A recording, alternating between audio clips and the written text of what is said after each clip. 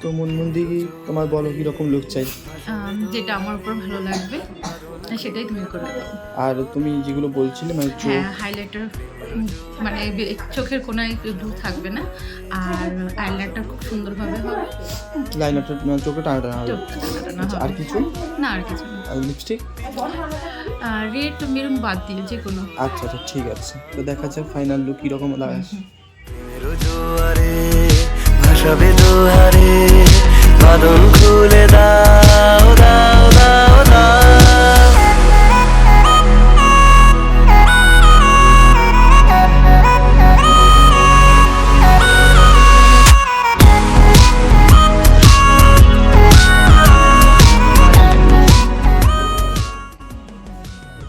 বলো কেমন লাগলো?